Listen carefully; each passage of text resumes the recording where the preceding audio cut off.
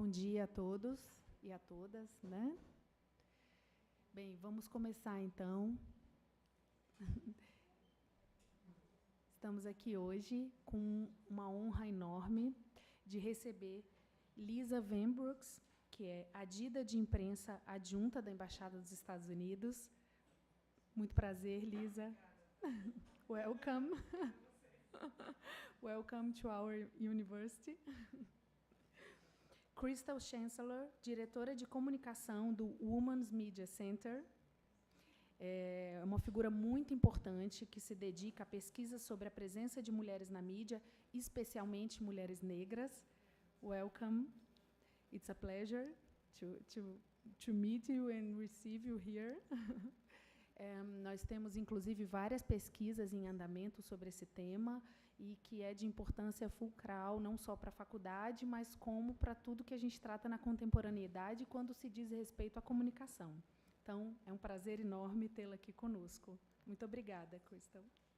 E estamos também com Gabriela Ferreira, nossa querida Gabriela, assessora de imprensa da Embaixada dos Estados Unidos. Na plateia, nós temos duas turmas, né, que são os meninos de TCC, ou seja, trabalho de conclusão de curso, que estão fazendo pré-projeto agora, não é isso? Muitos estudando esse tema, inclusive tem uma figurinha ali que está especialmente estudando isso, né, Gabriel? E a gente está também com os meninos do DAP, que é o Departamento de Audiovisual e Publicidade, olá, que fazem a aula de metodologia, não é isso, gente? Com a professora Mariana, que está aqui conosco na plateia. Obrigada, Mariana. Bem, é com muito prazer, então, que convidamos, por favor, Lisa Van Brooks, para conversar com vocês. Muito obrigada.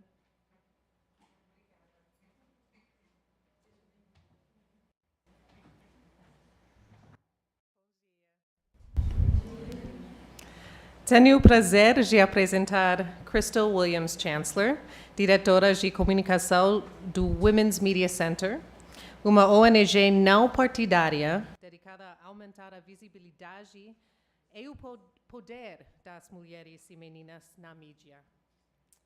Cristal passou muitos anos em redações como repórter, ganhando vários prêmios e quase 12 anos trabalhando na Sociedade Americana de Editores de Notícias, uma organização líder para os principais editores do país. Ela falou em todo o mundo sobre o retrato das mulheres na mídia americana e sobre as desigualdades de gênero que impedem as mulheres e meninas de atingir seu potencial. Ela é apaixonada por garantir que as mulheres, especialmente as mulheres de cor, sejam representadas de forma justa e igualitária na mídia. Por favor, dê uma calorosa boas-vindas a Cristal Williams Chancellor.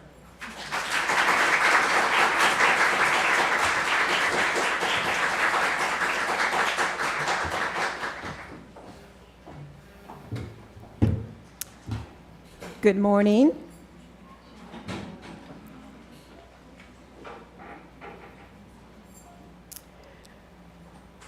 Well, I am very excited to be here this morning to talk to you about women in media. I, like many of you, was a student many years ago in journalism, and so it's wonderful to see all of you who have aspirations for careers in media and journalism. This is actually my second trip to Brazil. I came to Brazil about 15 years ago, then with my boyfriend, who now is my husband, and we were in Bahia for vacation. We had a wonderful time as tourists, just looking around the city, getting to know some of the people in Brazil, and of course, spending time on the beach. So it's great to be back. One of my favorite things from my first trip in Bahia was fish.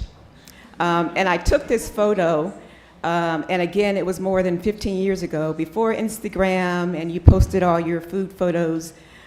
because it had such an impression on me that I wanted to remember how great the food was here in Bahia. And so I've had some wonderful food since I've been back, but that memory always stays with me. So thank you. And as I came back to Brazil for the second time, I was reminded as I came to the hotel of how kind and generous and patient the Brazilian people are. As you may know, I do not speak Portuguese, so thank you for your patience. But when I got to the hotel, I realized that I did not have the converters or the adapters that I needed for my electronics. And so I went to one of the stores at the mall, and there was a woman who was bilingual, and she probably spent like 20 minutes with me, called the hotel to make sure that the right voltage was what I needed for my electronics and for the room. And so just one example of how wonderful Brazilian people have been and continue to be with me. So thank you for that. Today I want to talk primarily about the achievements and some of the challenges of women in media in Brazil and in the US and across the globe. I like to start by just getting a sense of those of you, your students who are here. Feel free if you like. I know as students you like to be in the back of the room. That's okay. But if you want to come closer, it's okay too. But if you could raise your hand just so I have a better idea of what kind of careers or aspirations you have. So those who are interested in print media, whether it's newspapers or magazines, if you could raise your hand just so I have a good idea. Oh, okay, that's 5 or 6. Okay, well, thank you for that. My career was primarily in print media. That's still my passion. So I like to see there are still those who want to go into traditional media. And what about for broadcast television? If you could raise your hand. Okay, that's more than the majority. Thank you. Radio? Anyone interested in radio? A few, good, thank you. And what about for digital media, online or? Okay, great, thank you. So it's a good cross section. I am back today to talk about women in media, and particularly some of the disparities and challenges when it comes to gender representation. As I mentioned, I spent most of my career in print newsrooms, and I started at a small newspaper in Maryland, which is one of the states in the US. And at the time, and this was in the late 80s, I was the first black reporter in the newsroom, which at the time seemed like it still was way behind the times. And so I spent several years there, and then I went to a larger newspaper where I worked as a reporter, trainer, recruiter.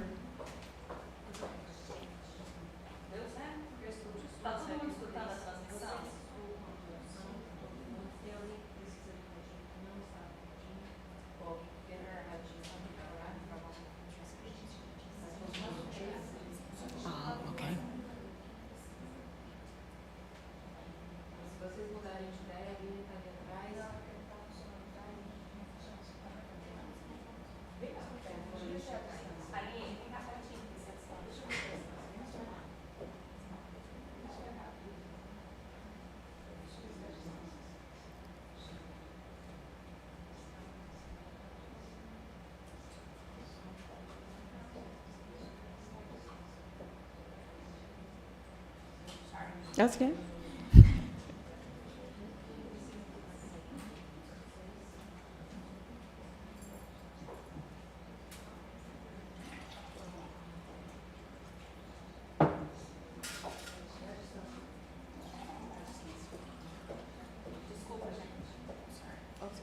Should I just pick up where I was, or do I need to go back to just okay.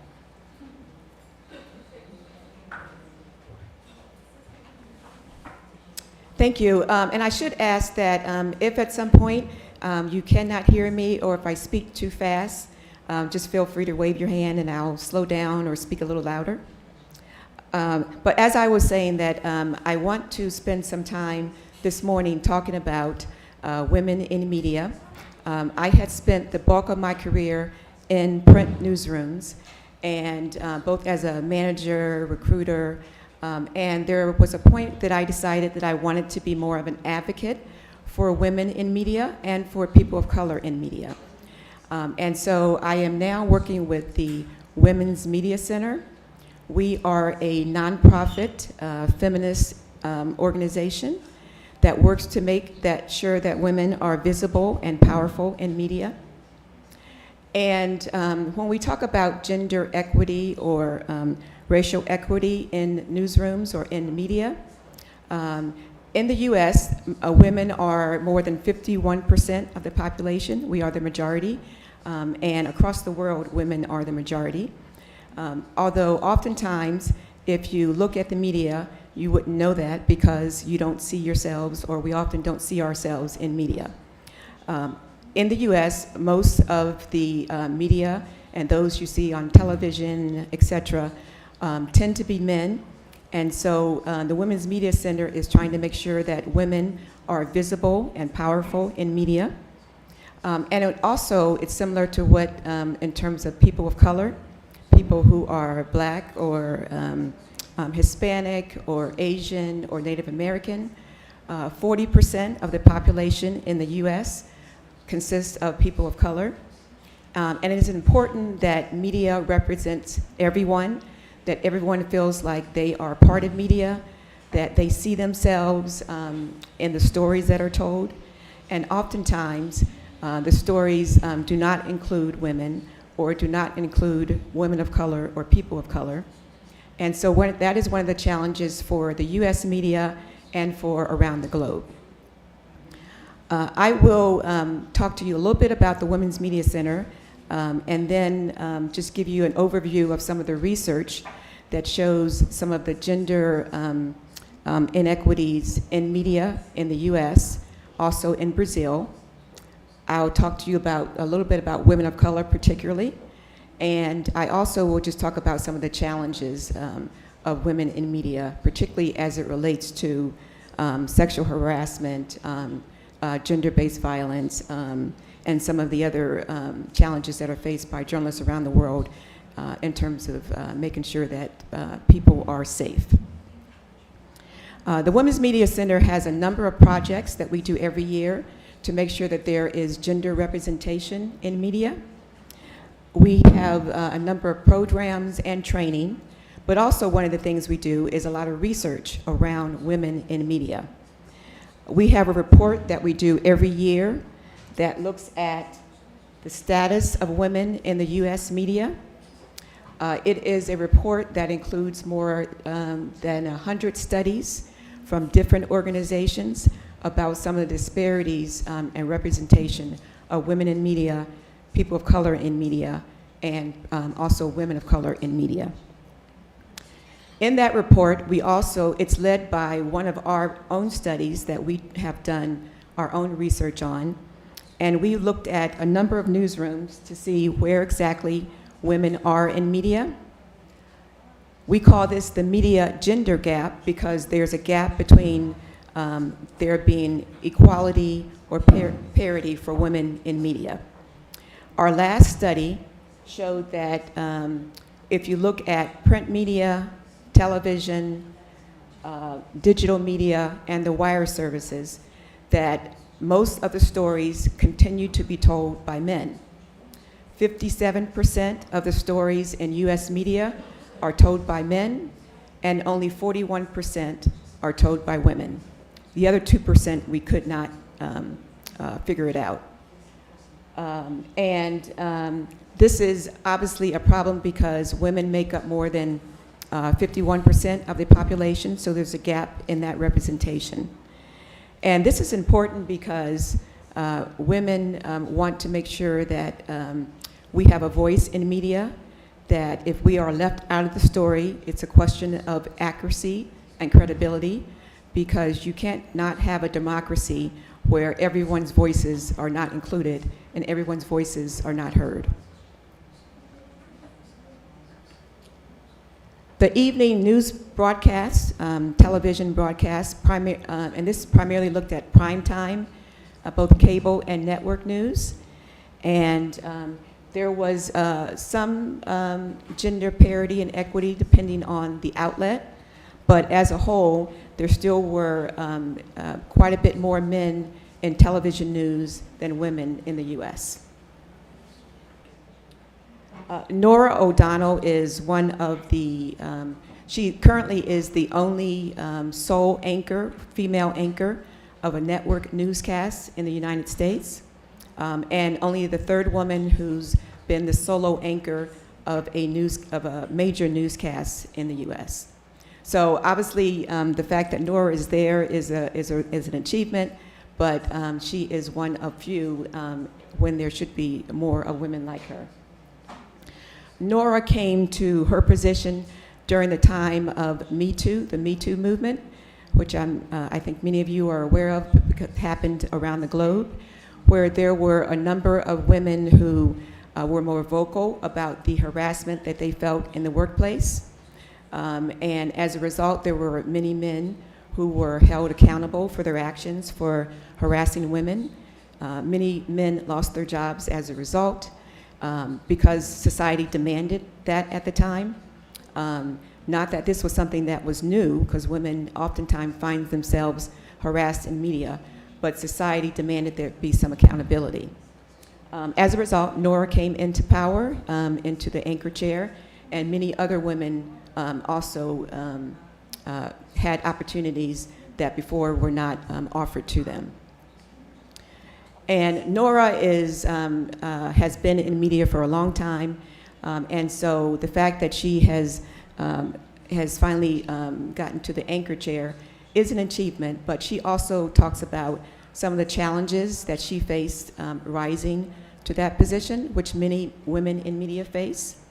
And that includes people having stereotypes focused on her appearance, her hair, her makeup, or feeling that she is there only because she's a woman and not because of her achievements and all of the experience that she brings to those positions. And she's also faced some of the discrimination that women often face in the newsroom. She has mentioned, for example, that she has been labeled as being demanding when she is really just asking for excellence in terms of what she wants for the newscast. And of course, Nora is not alone. Joy Reid is one of the host of one of our cable news networks. She has also, during that same time of Me Too, came into her position. Many of you also know that as part of the Me Too movement, there was a convergence between the Me Too movement and the Black Lives Matter. And that was a time when there was a black man who was killed by police, and there was a lot of protests in the streets, and people in the U.S. were demanding some kind of change. And so it also became somewhat of an accountability for media, because people were asking to see more people who looked like them, who were black or brown, in media. And so Joy Reid also was part of that ascension. She also will tell you that she's been labeled with some of the descriptions that particularly women of color or black women are labeled with. For example, being an angry black woman, but she has persevered in spite of that. One of your local anchors, Anna Flor, and I'm looking forward to meeting Luana Aziz in Salvador, which is my next stop along the way, and to hearing her perspective on being a woman in media here. In print newsrooms, we talked about television. Print is pretty much the same. There continues to be disparity in representation in the U.S. newsrooms. Most of the larger newspapers tend to have more women journalists and more black and brown journalists, like example, the New York Times or the Washington Post. But the smaller the newspaper, the less inclined you are to see that there's gender representation or there's racial representation. For those of you who are going into digital media, online tends to be more representation, more gender parity, which is a good thing because it's one of the areas where it's a new medium, and I think it doesn't have as many of the traditions that traditional journalism has, and I think is more embracing of some of the needs for gender parity and gender equity. If we look at what women cover, what kind of beats or assignments women generally are assigned to, you'll see that for the most part, women are not in positions of covering politics or covering elections, whether it's international politics or local politics. They also tend not to cover sports. I'm not sure how well you can see the chart here, but at the very bottom, you'll see that in sports, that men are 82% of the journalists who cover sports, and that women in the US, only 15% of women cover sports in the US. In the US, women tend to cover more of education and health and lifestyle. This is a similar study that looked at what kind of beats women generally have. This is again for US journalists. And again, it shows that in sports and in international politics and covering government, that women are underrepresented. And if we look at what biracial idea, that women who, or people, I should say, this is for men and for women, but people who are Black or Hispanic or Asian tend to cover social issues and policy, and tend not to cover some of the other topics like politics and government. So again, you continue to see some of the gender and racial disparities, even once women and people of color are in the newsroom. Good news in television, though, that the workforce of women in television news is growing. In the US, 44.7% of women are in local television. That number has been increasing. And in the US, you'll find that most women journalists tend to be in broadcast news. In radio, most women tend to be in non-commercial newsrooms and not in commercial newsrooms. And again, those non-commercial newsrooms also still tend to be more white than Black or brown. Several years ago, one of the reports that the Women's Media Center did was looking at just at women of color in news media.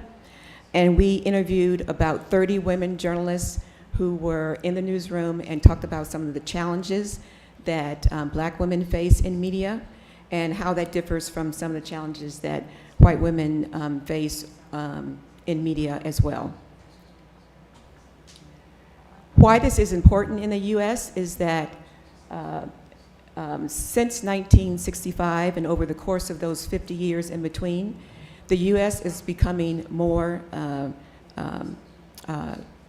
people of color, people who are Asian or Black or Hispanic or Native American.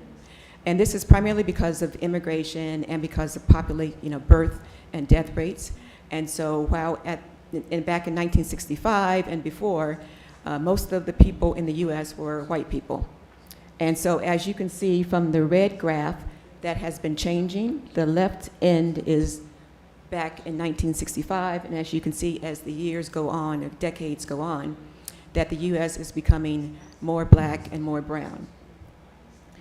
And with that changing of America, there is a need to make sure that everyone sees themselves in media, that it is not, doesn't continue to be traditionally, which is in the US primarily has been white men. And so there's been more of a push in the US to make sure that there's representation and inclusion and that everyone has a voice and everyone sees themselves in media.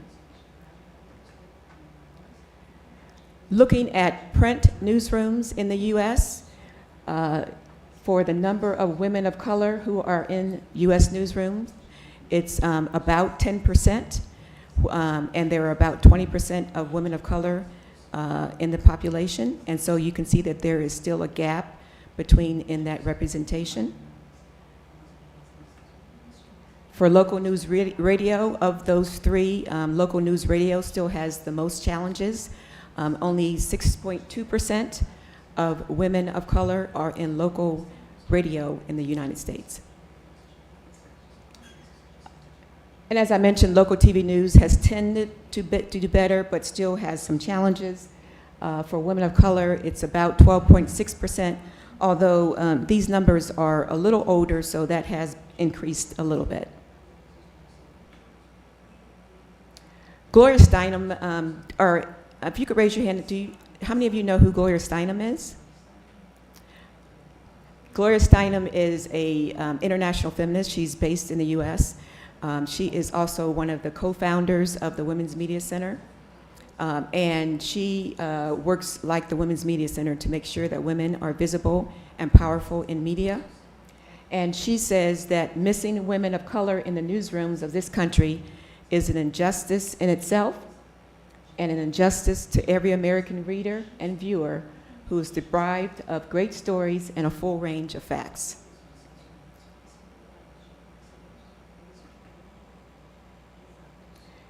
One of the editors that was part of the report said that whether it's intentional or not, that it seems like there's a cap on people of color in newsrooms. And that is, they're saying that once you get a certain percentage of women of color in the newsrooms, that people tend to stop hiring because they feel like we've done enough.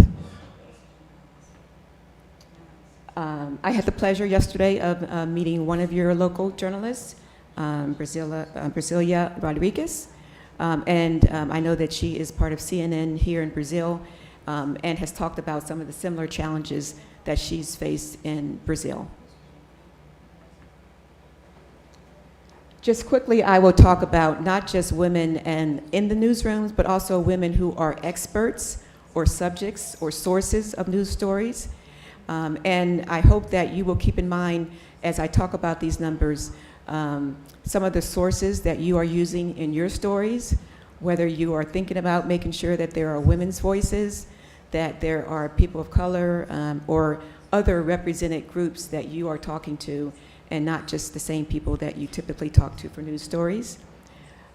In the US, we found that for the morning political shows on Sunday morning, that 68% of those experts are men, and 32% of those experts are women.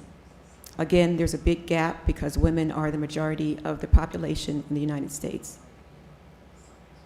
And again, this shows that men continue to dominate the stories and the voices and the people that you see and hear on television and in the radio and when you read the newspaper in the US, that men, even still in 2023, and with all of the achievements, that there still are challenges in the US for women.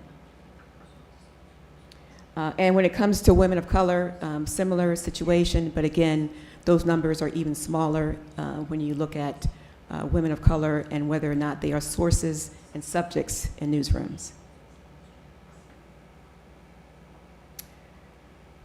This study included Brazil and about 50 other countries around the world.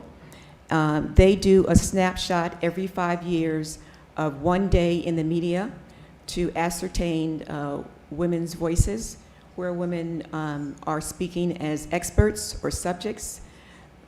And they have found that only 25% of experts, subjects, and sources in the US and around the globe, again, including Brazil, are women. And while they note that this has been an increase, it's only increased about 1% over 5 years. This means that at this slow pace, if things continue at this slower pace, that it will take another 67 years before there is gender parity when it comes to women's voices as experts in media. And again, this is internationally, not just in the US, not just in Brazil. Looking at, they did do a slice looking at Latin America, and they found that when it comes to indigenous or tribal people, that there are only 3% of the voices are indigenous people. And looking at ethnic or other religious minorities, only 7% when they make up 28% of the population. People with disabilities, only 8% whose voices are included in media as sources and as experts. And when it comes to refugees and immigrants, again, only 3% who see themselves in media. Brazil was part of a larger study looking again at where women are in newsrooms and positions of power.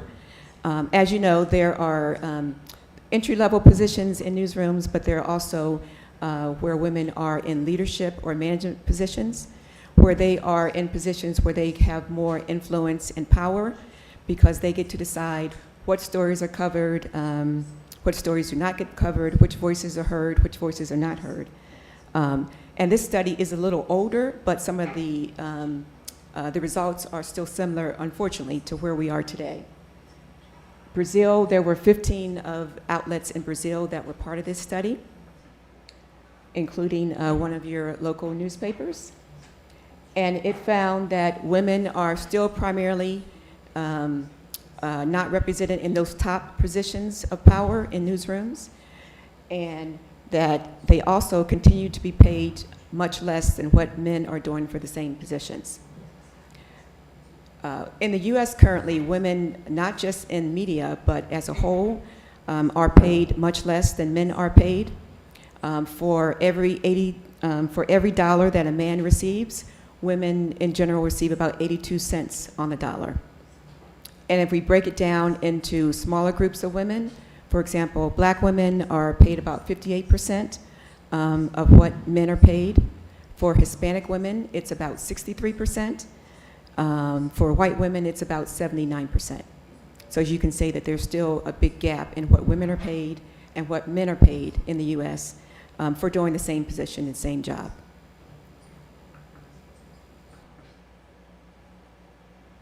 We talked a little bit about some of the leadership positions. This again was a study that included Brazil and many other countries in newsrooms where the top editors are, whether they are men or women. And they found that only 22% of all the top editors in the world are women. And the majority obviously are men. The other larger percentage of 78% of the top leaders in newsrooms are men, while obviously 40% of women journalists are women. And I think if you look around at your classmates, it's similar in terms of there are more women, but when it comes to their careers and aspirations, it still is predominantly led by men.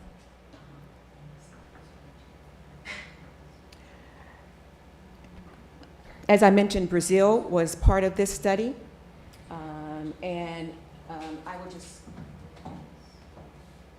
well, I want you to be able to hear me, but the third to the bottom row, you'll see Brazil represented on that chart. And in 2023, 13% of the top editors in Brazil are women. The good news is that it increased from 2022, which was only 7%. So there has been some increase, but not very much. At the very top row is the United States, and you'll see that in 2023, 44% of the top editors in the United States are women, which is the highest percentage of those that were surveyed. But if you also notice, while that is a high percentage, if you look at the year before, in 2022, we were at 50%. So we're going in the wrong direction when it comes to making sure that women are represented in leadership positions in newsrooms. As I mentioned, one of the bigger challenges for women in media in the US is just the increase of online or gender-based violence against women. And this has escalated primarily as there's been more online presence of women. And the intent is to silence women, to intimidate women, or to not give women their voice in media. 3/4 of women around the world say that they have been they have been harassed online, whether it's verbal or physical, but more than 3/4 of women around the world have been harassed online. And this is for women journalists, I should point out. 1/4 of them, or 1/4 of them, have been have had to endure physical threats, death threats. And if you look at the segmentation of women who are of other racial groups, you'll see that indigenous women far outpace. They are more likely to be harassed online. Black women, 81%. Latinos, 77%. White women, about 61%. And also it mentions Jewish women as well, in terms of the increased chances of your being harassed online as a woman journalist. And forgive this slide, but there's a word missing there. If a woman is covering gender or issues that relate to gender, whether it's abortion or reproductive rights or domestic violence, you are more inclined to be a target of harassment online. And also, if you cover politics as a woman, you are 44% more likely to be a target of harassment online. This, of course, escalated during the years when the U.S., when President Trump was in office, and I know here in Brazil when Bolsonaro was president. And it really was allowed to fester or grow because they considered the media as enemies of the state, that we were not considered part of democracy, that we were creating more problems. There was a lot of disinformation and misinformation, and many of their supporters also harassed and targeted women journalists online, both actually online and physically in person, but particularly online. There were, back in January 8th, I know there was what we called an insurrection in the US. Well, I'm sorry, January 8th was an insurrection here in Brazil. January 6th, the year before, was a similar insurrection in the United States, where the supporters of Bolsonaro or Trump went to the Capitol and tried to take over the Capitol because they were unhappy with the results of the election. Many journalists came under threat because of that, and many newsrooms made adjustments based on those threats that were targeted towards their journalists. I know that here in Brazil, there were a number of women journalists, Vera, who was particularly attacked and targeted by Bolsonaro. And this is just a quote from one of the local journalists who has been online and very vocal about harassment against women, that she says, "Imagine going to work every day and walking through a gauntlet of 100 people saying, 'You're stupid, you're terrible, you suck, I can't believe you get paid for this.'" If you've been a target of harassment online, you know that this is actually one of the less vitriolic things that people say. In 2022, there have been more than 67 journalists who were killed while they were doing their jobs. Most of those, and that's one of the largest increases in a long time. Most of those deaths were related to the war in Ukraine, Mexico, and in Haiti. Every year, the World Press Freedom Committee puts out a report on the state of press freedoms in the U.S. Brazil is currently in the orange, which is considered problematic. And again, this was primarily during when Bolsonaro was in power.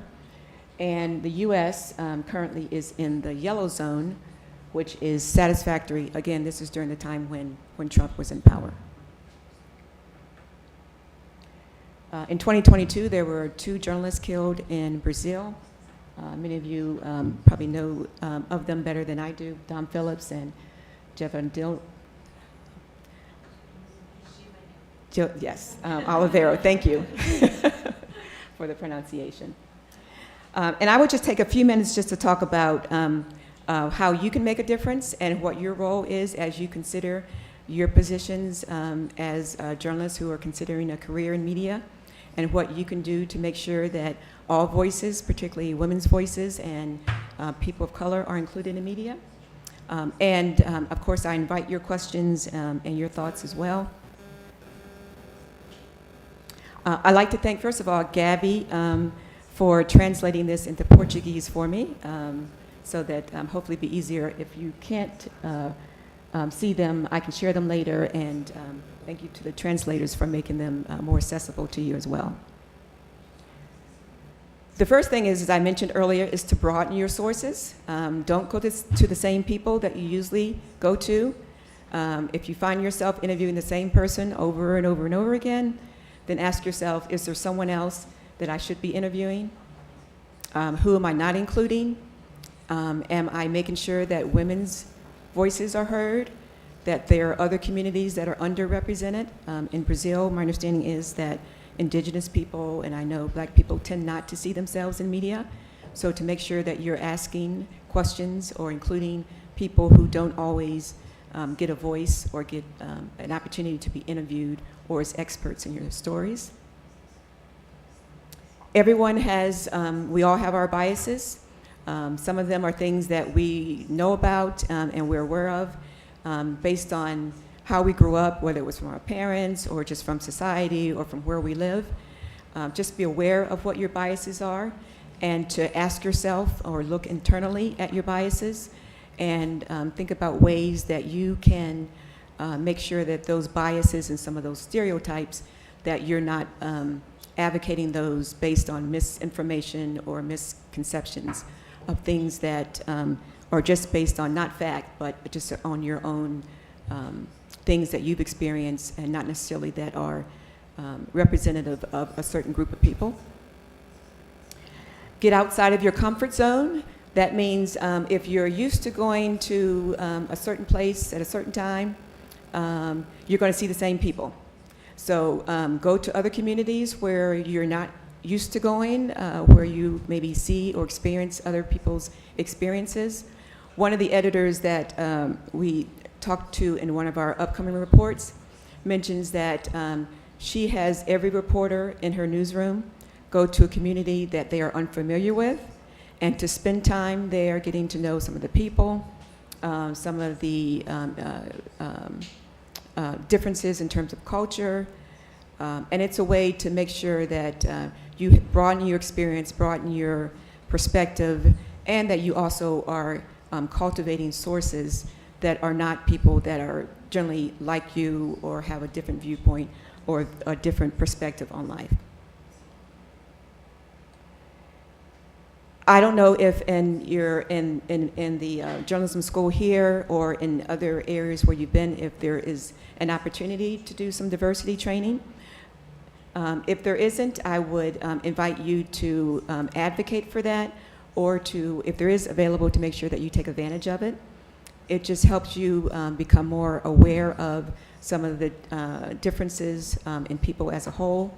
And I think once we all have a better perspective and understanding of each other, I think everyone is better served, and media in particular, because in media, you want to make sure that everyone can see themselves in media, not just one gender or one race or one segment of society, but that everyone has a voice and can see themselves in media.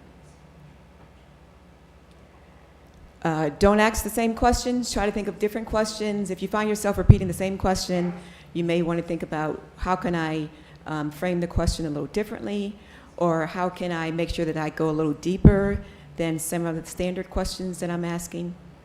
And you'll find out that your stories will become better because you'll get answers that are a little different, And you'll also see that maybe someone who's reporting the same story, that you may have gotten a better story because you asked different questions and more thought-provoking questions. So just think about the questions that you ask to make sure that there are questions that are not the same story or the same questions that you typically ask in an interview.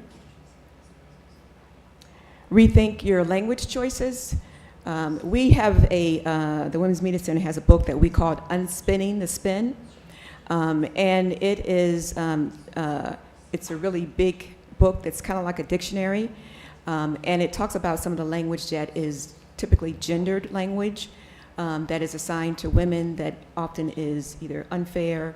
And so if you find yourself using words that typically are assigned to women, to rethink those. Sometimes those words can be sexist, or in cases of people of color, they can be racist.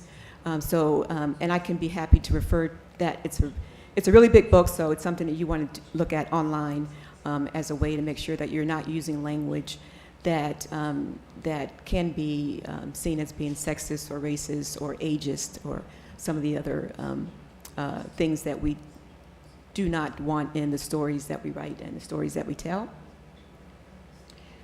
And to advocate for newsroom or news media accountability.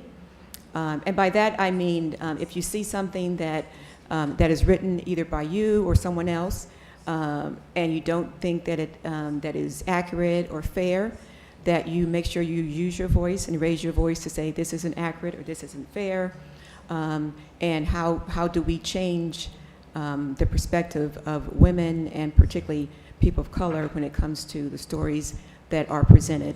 And this is not just for news media, but also for any media that you consume, whether it's a film or a television program that you watch, and you see that it may be for women, maybe they put women in gendered roles or in roles where they're more focused on their beauty or their thinness, to just ask yourself the question and make sure that you ask the newsroom or ask the organization to be more accountable to the people that it serves. And I will just conclude with my, my sunset photo from when I was in Bahia, one of my favorite moments that I always revisit when I try to reconnect with Brazil. I actually had an opportunity last night to go to the lake and spend some time there. And Brazil is a beautiful country, and I am really excited to be back. But I now will pause because I want to answer your questions and give you more perspective on any other topics that you would like to consider.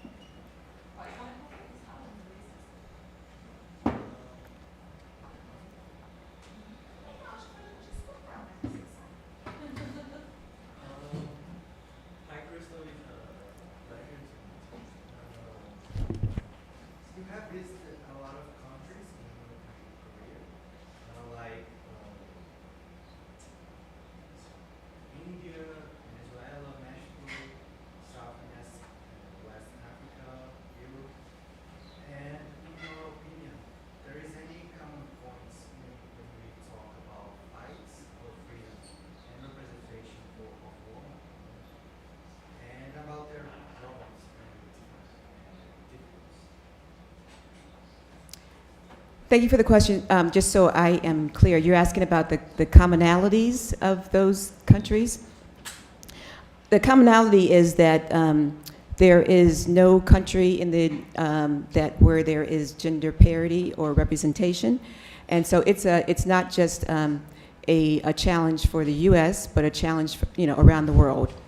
But I believe that as a society, that all of the countries that I've visited, there is a desire to increase the number of women in media and to make sure that underrepresented voices are included in media.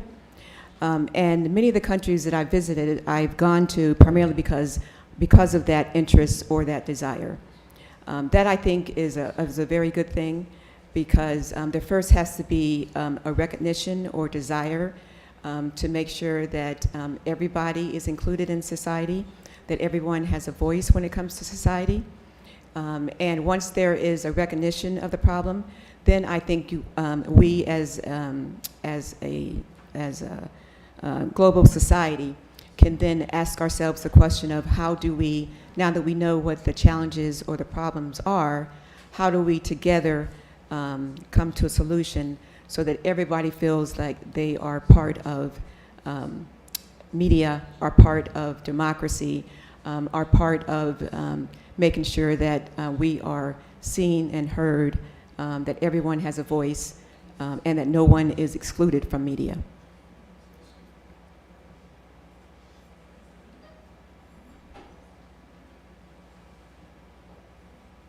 Crystal, your studies is very important for the representativeness and mainly for systemization of the theme in our society. It gives rise to a series of problems, especially with the data already collected and opens the door for a series of new researches. Students who are interested in the topic can access the research and use in the final course completion work that we are talking about with our students. I would like to know if they can reach or access this material easily, or if they put on and give some light on this thing. Yes, I am. I'm sorry to cut you off. Yes, thank you for the question, because my passion is women and people of color in media and making sure that all voices are included in media. And we at the Women's Media Center have a number of projects and programs to help journalists, particularly women and women of color in media. And I think on my, let me go back.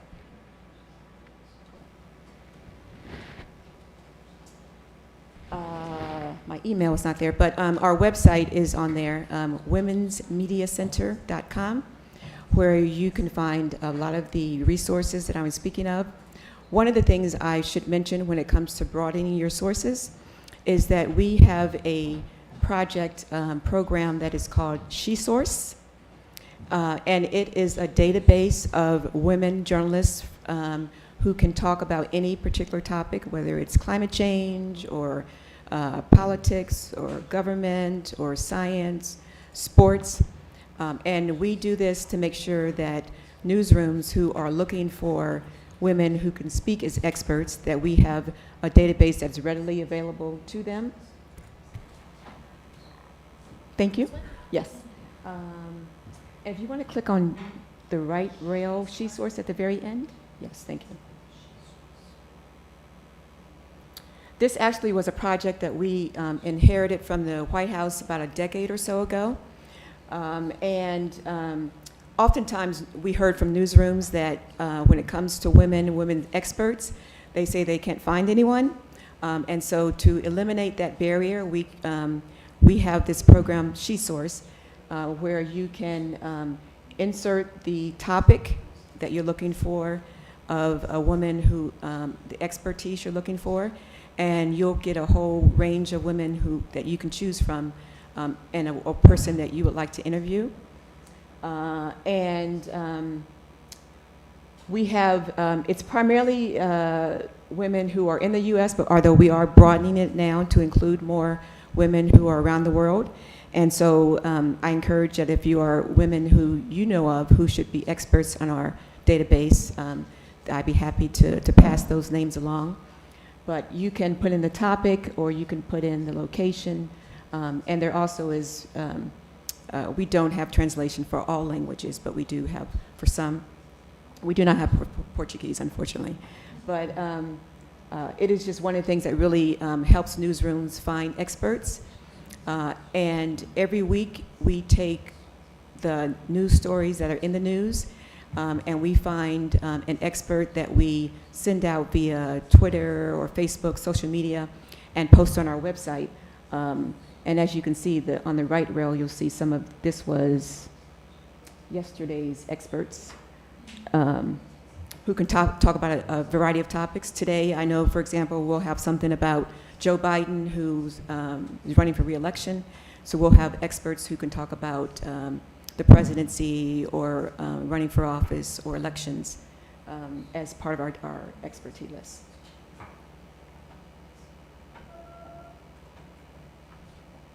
But there are also, thank you for, She Source is just one of the projects that we have, but it is one of the ways that you can make sure that you are amplifying women in your stories, and making sure that women are part of the conversation.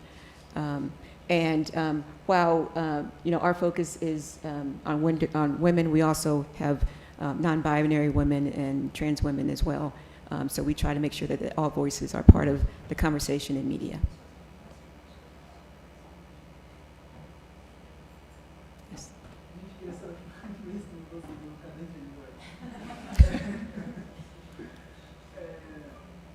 Gostei muito do trabalho da senhora nessa questão de analisar como é que está sendo essa representatividade na mídia. A professora Carolina até tinha citado o meu trabalho, no caso eu queria ver na questão do receptor. E eu gostaria muito de saber a opinião da senhora se essa falta de representatividade, tanto racial quanto de gênero, afeta de alguma forma a construção da representatividade na sociedade. Tipo, por exemplo, a falta de mulheres negras nas redações pode afetar o reconhecimento de uma mulher negra na sociedade?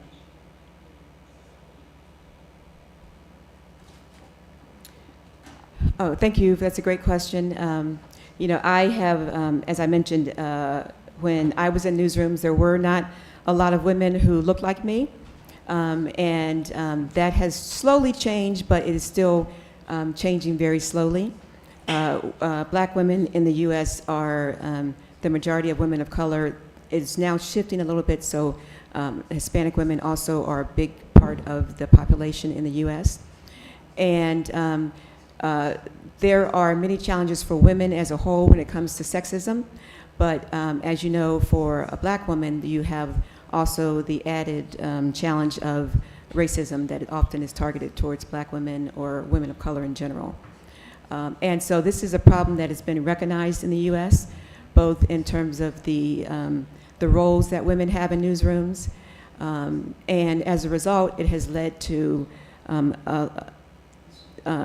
a number of women of color, particularly black women, who are looking for opportunities outside of the newsroom because they have often run into challenges where they felt like they were not wanted or they weren't valued with their experience that they had acquired over the years.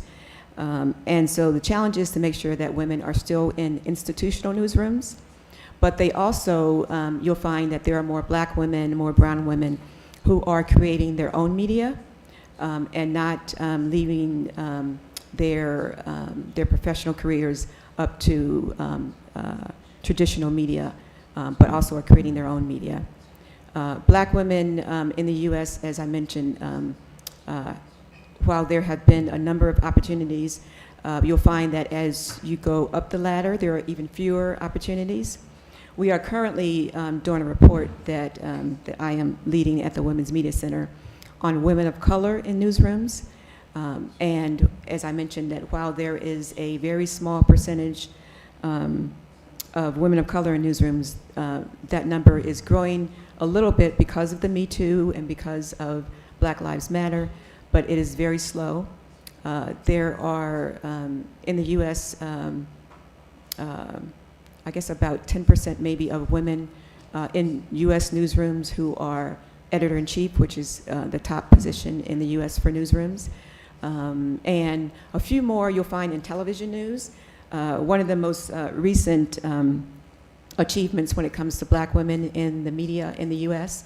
is a woman named Rashida Jones, who is now president of MSNBC, NBC, which is one of the largest media conglomerates in the U.S. This is a major achievement because she is over all of media and all of programming for that particular network. And it's very rare, even in 2023 in the U.S., for there to be a black woman at that high rate or that high rank in U.S. media. But there still is a long way to go for women in media, particularly women of color, and especially for black women in media. It continues to be a challenge. And there have been many women, who have paved the way for me and for even women who are coming after me to continue to ask for and demand more inclusion and representation. And I think the more that women speak out, and that really all people speak out about the exclusion or the inequities or the inequalities of media, the more likely we are to see sometime, hopefully in the future, a society that reflects all of everyone, whether it is a woman or a black woman or a Latina, because everyone's voices really deserves to be heard and should be heard in a society.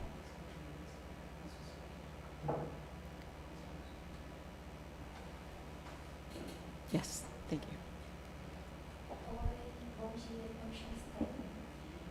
Eu queria saber se tem algo que os nossos colegas, comunicadores, jornalistas podem fazer para ajudar nessa luta das mulheres e principalmente das mulheres negras. Se tem alguma coisa que as mulheres, comunicadores, jornalistas também podem fazer para ajudar as comunicadoras negras, porque eu sinto que está melhorando mesmo esse número de mulher na mídia e tal, só que parece que a gente vê esse número restrito a mulheres brancas. Tipo, aqui no Brasil, as jornalistas mais conhecidas eram a Glória Maria, né, que faleceu esse ano, e a Maju, né? E tanto é que quando eu falo que faço jornalismo, as pessoas já ficam me chamando de Maju porque não tem outro nome que possa dar como exemplo e coisa do tipo.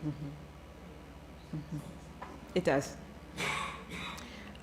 There are, well, one of the things you can do is, as you said, just continue to ask the question, you know, how come there are not other journalists that I see who look like me, when there are, you know, obviously many women, black women who are in Brazil who are experienced or are gaining the experience to be journalists. And so to continue to ask both your editors and just people in general in positions of power, you know, how come I don't see black women who are in the newsroom when there are a number of women who can easily fill those positions? And it is about asking the questions to make sure that there is some inclusion in media. In the U.S., we have a number of organizations also that are asking for, asking newsrooms to make sure that there is inclusion in the newsrooms. For example, in the U.S., there's an association called the National Association of Black Journalists. And it is, as the name says, an organization, a professional organization of black journalists from television, radio, a little bit of film, but primarily digital media, the wire services, and just some independent media. There are, every year, there is a convention of black journalists, and it's an opportunity for black journalists to gather together to talk about some of the achievements, but also some of the challenges. That organization is also an advocacy organization, and so they are in regular contact with newsrooms, asking for their numbers of black journalists, for where the journalists are in the newsroom, whether they're in reporting positions or whether they're managers or executives, or where their place is in society. If there is a black journalist who is treated unfairly, they will raise their voices collectively to say this is not fair, and they'll meet with the news executives to ask for answers on the treatment of black journalists. And so this organization has been very instrumental in making sure that black journalists' voices are heard and are included. And I think it's important because it's also a network for black journalists to gather together to talk about some of the shared experiences, some of the challenges that they face within the newsroom. Because you know, if you are a person who is not in the majority in any particular space, sometimes you come against challenges or barriers, and it's good to have someone else who can help you through those experiences. I often encourage women, and particularly black women, to find a mentor, you know, someone that you can talk to about some of your experiences, some of the things that you want to accomplish, to ask them questions about what they have faced, for suggestions on how you might be able to address a question or a story, or just to guide you through your career. So if you don't have a mentor, I do recommend and I think most women, I think particularly most black women or women of color, are very happy and flattered that you want to be their mentor, that you are looking to them for some guidance in your career. And it can be, someone who's in the media, it can be one of your editors or one of your professors, but certainly those people can help you in your career so that you don't feel like you're by yourself. And it's certainly not a battle that you're fighting by yourself. There are many journalists who are raising their voices, who are making sure that, or asking that newsrooms include our voices in media. And slowly, there will be change. It's, as we know, change never happens overnight, and it doesn't happen quickly. It does take some sense of patience, and sometimes, you feel like things sometimes go backward instead of forward. But I think, it's certainly a fight that's worth fighting, and that eventually you'll find your voice in media, and you'll see more women who look like you.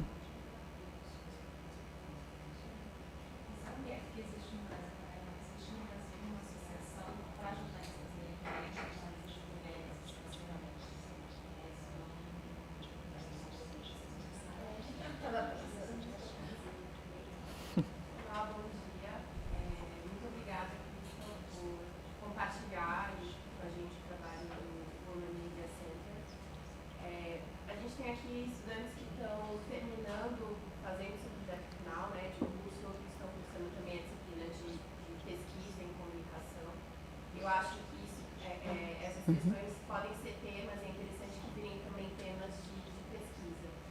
E eu gostaria de saber, talvez seja interessante compartilhar um pouco de como tem sido o processo de realização dessas pesquisas, os desafios enfrentados e até no compartilhamento desses dados para se tornarem evidências para ações também concretas dos diferentes atores. E uma outra dúvida é se existem dados sobre essa questão da representatividade feminina e feminina negra, quando a gente pensa em veículos alternativos ou comunitários. A gente vê isso muito aqui no Brasil.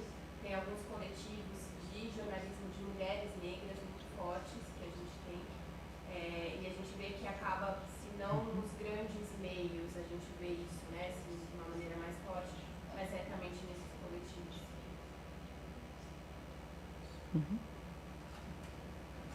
Two great questions, thank you. Research, one of the reasons that we do the research that we do is because there has to be an awareness. And so we recognize that if we, as an organization, just said, well, there are enough women that people don't believe what you have to say. So we have to do the research to show the evidence that shows that there's a gap, that there's the disparity.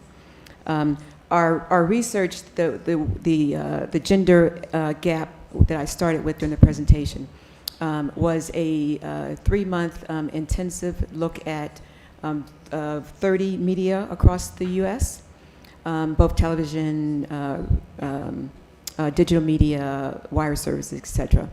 And we included 80,000 pieces of content, which is, as you know, a massive amount of content.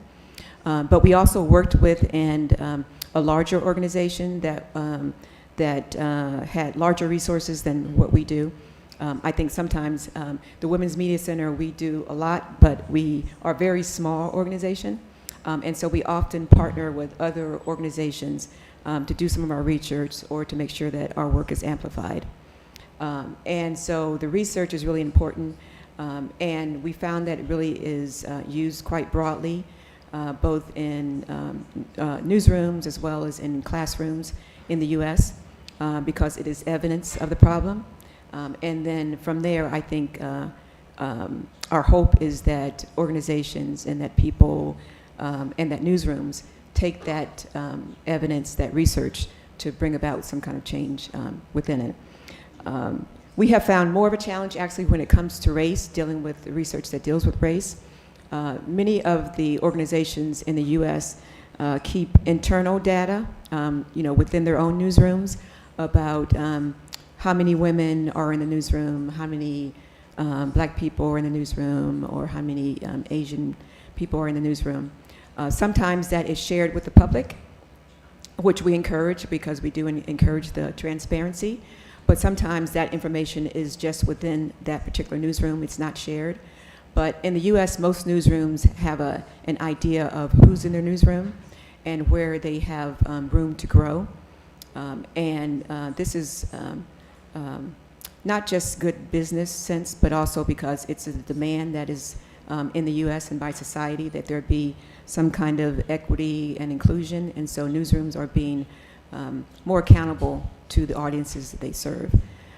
And so that internal data, including some of the public data that is shared, that we are able to take that research and to share it on a broader way. And when it comes to race particularly, a lot of times race is something that is self-identified. You can't say a person necessarily is black unless they identify as being black. And so it's more difficult, and people don't always broadcast, what their racial identity is, and so it's harder to ascertain that data. So we use a variety of ways of making sure that the way a person identifies is the way that we include their race when we do our racial data. But it is definitely a challenge to do that, to make sure that there's accuracy in how we ascribe one person's race versus another race. Particularly, in the U.S., we also, while we're becoming more black and brown, there also are more people who are biracial or multiracial, and so that makes it even a little bit more challenging and complicated.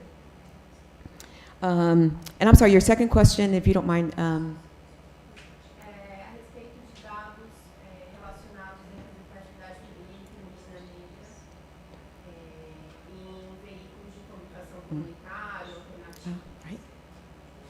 Yes. One of the things I mentioned is that that there have been a number of black women in newsrooms in the U.S., both in broadcast, radio, print news media, who have hit a glass ceiling or a wall where they felt like they were not opportunities within that newsroom or within that traditional media for opportunities. And so you'll find that there are more black women who are creating their own media, their own independent media.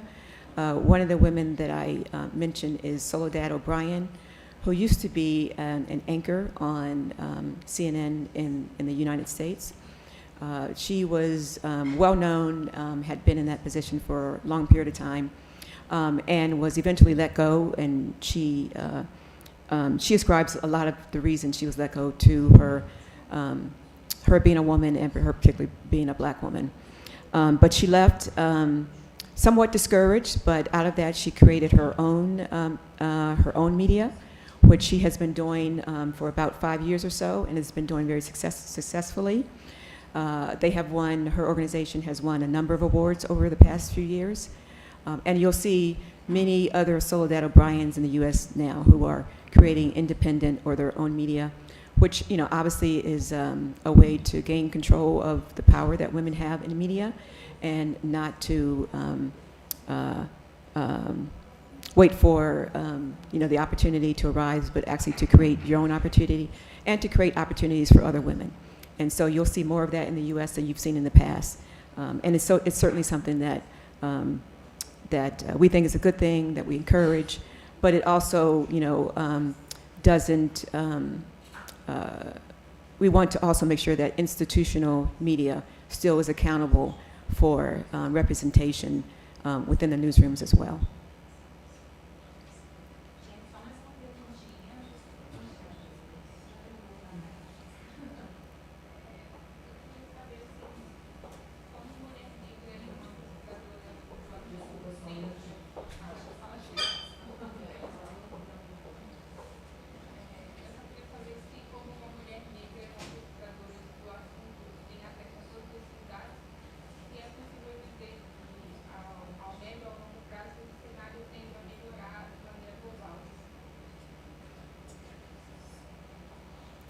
I'm sorry, my translation was very fuzzy. Black woman access to all of the data that you have and the research that you have, what your outlook is for the middle and long term in terms of improvement in the national scenario. Well, I am here because I am encouraged, it's obvious. Obviously, along the way, there are moments of discouragement, or you feel like there are setbacks, or you wonder if things will ever change, because it has been in the U.S. It's been a long journey, and oftentimes you'll hear, particularly black journalists, say, well, we've been here before. It's the same thing over and over and over again. And when are we going to have change? And when is there going to be a media that looks like me and that includes my voice? And so while there are moments of discouragement, I am encouraged. I think that particularly with your generation, where people are more, I think, apt to speak up and to demand change and to make sure that that media is inclusive and representative. I think particularly as the U.S., as I mentioned, the change that is happening on the landscape of there being more black and brown people as we move towards 2050, that you'll see a shift there. And I think whenever there is a change in power, and that's basically what it is when there's a change in power, that there is a struggle that happens, and it doesn't come about easily, and it's something that doesn't happen overnight. So I think that eventually there will be change. There are a number of people, organizations, including the Women's Media Center, who are in for the long haul. We're determined that until there is gender parity, until there is racial parity in media, that we will continue to raise our voices to amplify women, and to ask that newsrooms and news organizations make sure that women's voices, that the voices of people of color are included in media. So I am encouraged, and I do hope that you stay encouraged as well. I know that along the way there will be moments where you question, is this something that I want to do? Is this a career that I see myself in the future? Will things ever change? I think the answer is yes. Will it happen as quickly as we hope it will be, or that we would like it to? The answer probably is no, but that doesn't mean that you don't give up.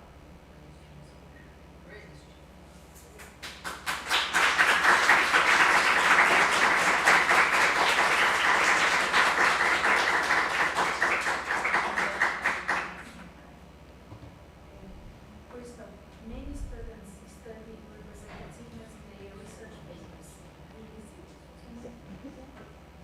in their research papers. Especially with the term gender and race.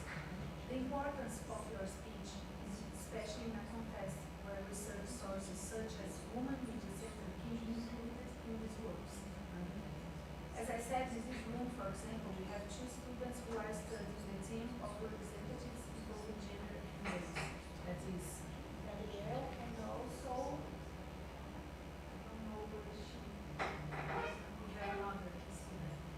So it's very important that they can think, they can include Women's Media Center date and also the systematization and all the research that we have. Thank you very much. Well, thank you. And most of our research is online.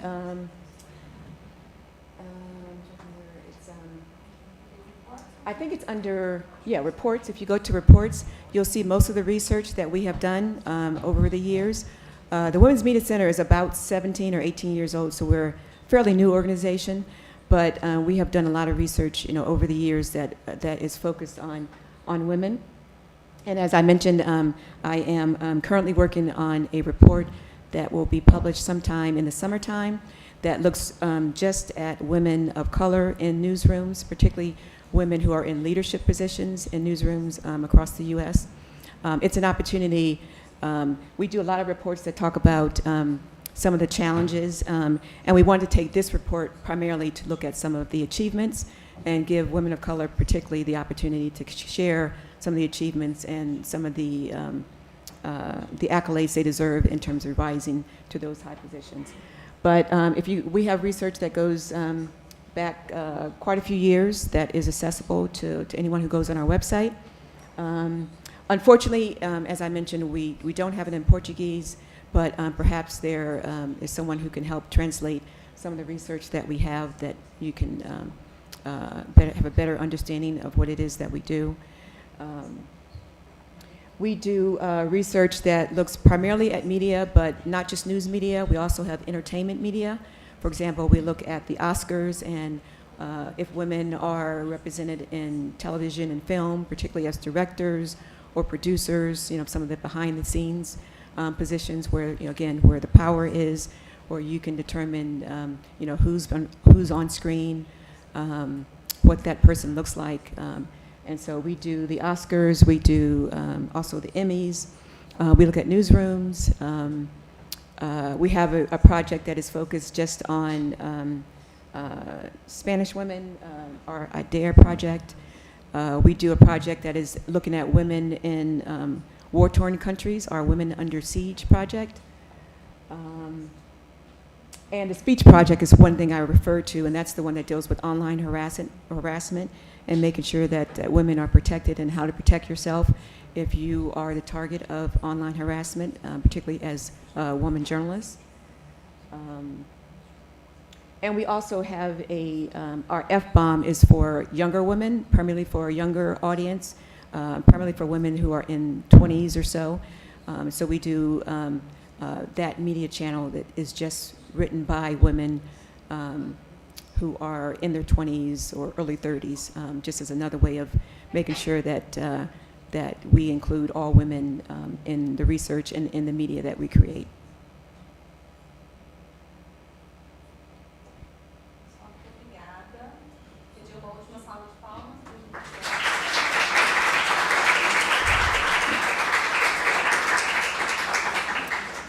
I did want to add, thank you again. It is wonderful to be here. I'm always excited, particularly to talk to young people who are, at a point in your careers that you can think about and ask yourselves the questions of, what do I see missing in media, and particularly as it relates to gender and to race, to make sure that you consider the questions, consider your sources, consider who you're talking to get outside of your comfort zone, try not to stay in your same community or around the same people, and to continue to raise your voices, to ask the questions.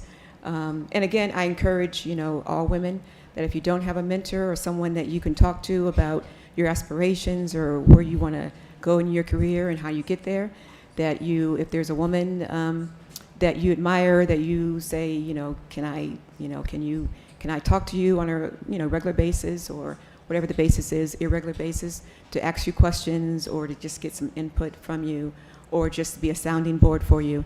I think that will be helpful. It was a big help to me when I was coming through my career, and actually I still have mentors that I turn to and ask questions to, just to ask some of the questions that I have and that I deal with on a regular basis too. Feel free to contact me at the Women's Media Center. You can email me at crystal@womensmediacenter.com. And you can also find me on Twitter, not on Facebook, but I am on Twitter. So I welcome all of your questions and that you might have that were not addressed today. Very welcome. Thank you. Be sure you won't be forgotten. Oh, thank you. Thank you so much. Esquecerá você, alguns desses estudantes estão voltando pela primeira vez para a presencialidade. Tivemos por causa da pandemia, Esse auditório, especialmente por ser fechado, ficou bem fechado, isolado, E tem estudantes aqui que vieram para a faculdade do semestre oficial agora, que estão aqui dentro dessa sala.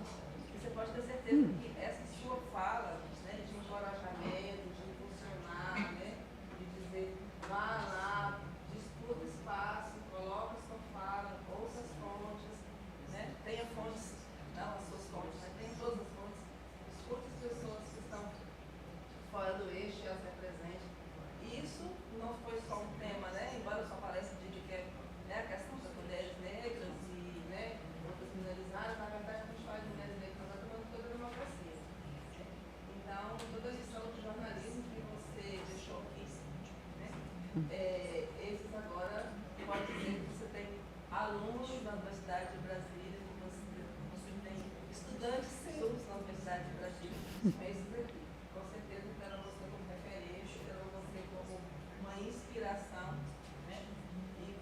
você é professora aqui e a diretora vai dizer que sim. Ah. Você é nossa professora aqui, né? Está aberta a toda colaboração. Tem essa convicção de que você deixou uma marca muito positiva, né? E, como você disse, que as mulheres negras, né, jornalistas são a sua paixão, né? Me ouçam, também são a minha paixão, né? É o meu tema principal de estudo e acredito que você aqui trouxe uma força para que as nossas jovens negras aqui, também vivendo em escolas públicas e regiões periféricas, ganhem uma maior perspectiva, né, de lugar no jornalismo, de papel no jornalismo, porque mesmo que tenhamos falado, né, como na CNN, falaram de alguma mudança, mas é uma mudança, como o estudo teu pode falar, é uma mudança assim, de pinceladas. Né? Se fosse um quadro, seriam pinceladas no quadro. Não tem um quadro novo sendo pintado, e esse quadro novo vai ser pintado a partir de um grupo como esse aqui, que são as suas e seus estudantes agora. Então, responsável por essa turma e vejo pelo seu olhar que você aceita essa parceria. I do. Thank you.